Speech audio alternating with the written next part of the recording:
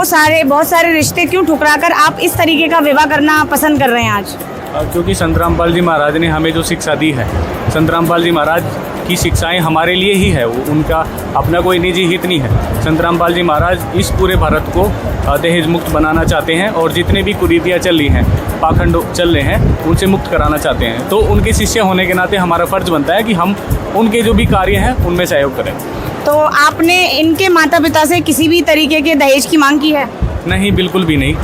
इस बात की क्या गारंटी है कि आप शादी के बाद भी इन्हें किसी तरीके की पीड़ा या प्रताड़ित नहीं करेंगे दहेज को लेकर? गारंटी संत रामपाल जी महाराज का ज्ञान है। संत रामपाल जी महाराज का ज्ञान ही इस तरीके का है। परमात्मा बताते हैं कि जो जीव के भाग्य में होता है वो उसको मिलता है। अब ये ज्ञान हमें हो गया है, जो इनके भाग्य में है, जो मेरे भाग्य में है, वो हमें मिलेगा।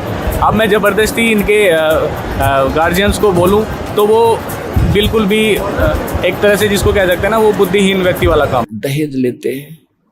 अब गरीब आदमी अपनी बेटी को पराई करने के लिए सामने वाले उस भेड़िए का मुंह बंद करने के लिए चाहे कुछ भी करना पड़े, बेटी पराई करनी है, ऐसी समस्या उसके सामने होती है। और वो व्यस खा रहा, उसको पता नहीं, और वो दुख पाकर आत्मा मोस के कहीं से कर्जा उठा कर बेटी पराई करता है। अब हमने ये प्रतिज्ञा करनी है कि ना दहेज लेंगे ना देंगे, चाहे ब्याह हो चाहे ना हो।